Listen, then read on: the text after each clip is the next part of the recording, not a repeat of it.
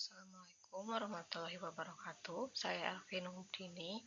Untuk UAS Akuntansi Sektor Publik, saya akan menjelaskan tentang pencegahan fraud pada akuntansi sektor publik di era digital.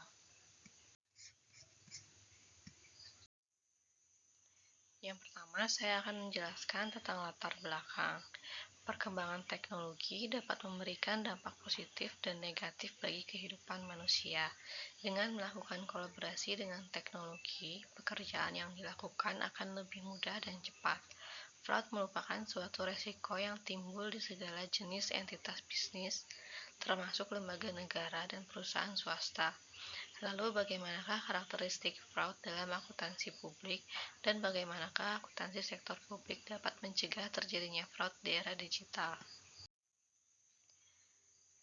Yang kedua adalah landasan teori.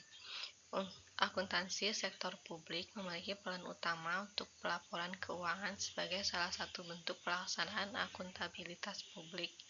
Akuntansi dan laporan keuangan memiliki arti sebagai suatu proses pengumpulan, pengolahan, dan pengomunikasian informasi yang bermanfaat untuk membuat keputusan dan juga untuk menilai kinerja suatu organisasi. Akuntansi keperilakuan adalah bidang studi yang memfokuskan pada perilaku manusia dalam konteks akuntansi. Ini mencakup perilaku individu yang bekerja sebagai akuntan dan juga perilaku individu di luar profesi akuntansi yang memiliki pengaruh terhadap sistem akuntansi. Akuntansi keperilakuan adalah bidang studi yang memfokuskan pada perilaku manusia dalam konteks akuntansi. Ini mencakup perilaku individu yang bekerja sebagai akuntan dan juga perilaku individu di luar profesi akuntansi yang memiliki pengaruh terhadap sistem akuntansi. Faktor-faktor yang membentuk perilaku tersebut dapat berasal dari sistem akuntansi itu sendiri. Sebagai seorang akuntan keperilakuan, tugas utama adalah menganalisis perilaku manusia dan persepsi mereka terhadap pekerjaan, tugas, perusahaan, dan rekan kerja. Informasi ini kemudian disampaikan kepada pengguna informasi keperilakuan untuk digunakan sebagai dasar pengambilan keputusan dan merumuskan prediksi mengenai perilaku manusia di masa depan. Selain itu, tujuan utama adalah menentukan strategi yang paling tepat untuk mengubah atau mengarahkan perilaku manusia sesuai dengan tujuan yang ingin dicapai. Hasil analisa keperilakuan meliputi pemahaman tentang bagaimana manusia berperilaku dan faktor-faktor yang mendasari terbentuknya perilaku tersebut serta memberikan rekomendasi untuk memperbaiki perilaku yang dianggap disfungsional. Fraud atau penipuan dapat dijelaskan sebagai suatu tindakan yang dilakukan secara sengaja dan sadar, bukan karena kelalaian atau ketidaktahuan, dengan tujuan untuk memperoleh keuntungan finansial melalui tindakan curang. Fraud dapat dianggap sebagai tindakan aktif yang dilakukan untuk menipu pihak lain yang mengakibatkan kerugian bagi pihak yang tertipu dan memberikan keuntungan kepada pelaku penipuan. Menurut teori fraud triangle yang dikembangkan oleh Donald R. Tracy, terdapat 3 faktor utama yang dapat menyebabkan terjadinya fraud. Faktor-faktor tersebut meliputi tekanan, kesempatan, dan rasionalisasi. Yang pertama adalah faktor tekanan. Seseorang dapat terdorong untuk melakukan fraud karena adanya tekanan-tekanan tertentu yang dialaminya. Tekanan ini dapat berasal dari beberapa jenis, seperti tekanan finansial, tekanan karena kebiasaan buruk, tekanan dalam pekerjaan, dan tekanan lainnya. Yang kedua adalah faktor kesempatan. Kesempatan merupakan faktor eksternal yang memungkinkan seseorang untuk melakukan fraud.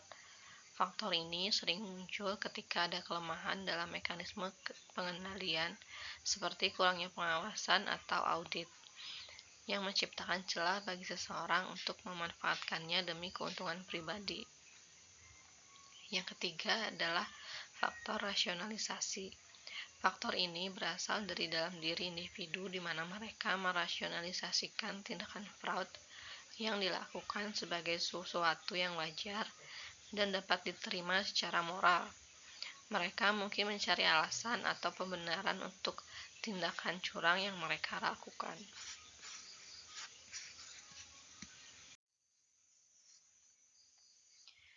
Era digital membawa paradigma baru dalam bidang akuntansi, di mana perkembangan teknologi dan produk-produknya dianggap mampu menggantikan peran penting akuntan dalam menjalankan berbagai aktivitas akuntansi yang vital bagi perusahaan. Pencatatan keuangan dan analisa keuangan sebagian besar telah diandalkan pada aplikasi dan perangkat lunak komputer, mengurangi tergantungan pada akuntan dalam hal kecermatan dan ketelitian. Alasan utama di balik ini adalah efisiensi dan efektivitas yang lebih unggul. Dalam satu sisi, ini memiliki dampak positif dan meringankan beban tugas akuntan, sehingga mereka dapat fokus pada tugas lain yang belum bisa digantikan oleh komputer. Di sudut lain, perkembangan ini juga membawa tantangan dan ancaman baru yang cukup tersembunyi. Salah satunya adalah potensi terjadinya fraud dan dengan memanfaatkan teknologi digital dan menggunakan efisiensi dan efektivitas sebagai alasan untuk menyembunyikan jejak tindak curang. Salah satu tantangan dan ancaman mendasar pertama adalah pandangan manusia yang percaya bahwa mesin dan teknologi, terutama teknologi informasi yang menciptakan ruang digital, dapat menggantikan peran manusia, terutama dalam profesi akuntansi dalam menjalankan fungsi akuntansi.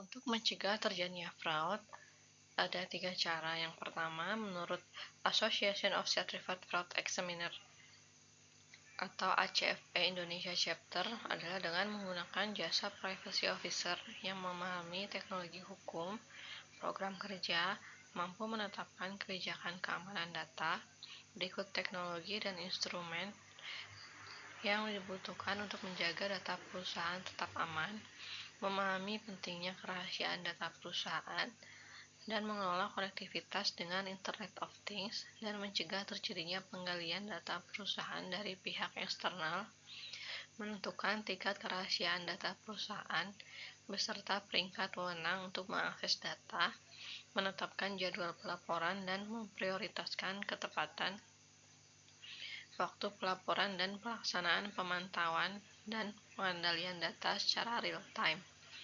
Yang kedua adalah melakukan pengawasan perusahaan dan pengendalian internal yang aktif.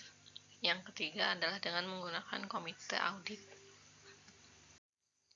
Kesimpulannya, salah satu ciri khas kecurangan atau fraud dalam sektor publik pada era digital adalah penggunaan salah konsep mengenai peran teknologi digital dalam tugas-tugas akuntan publik.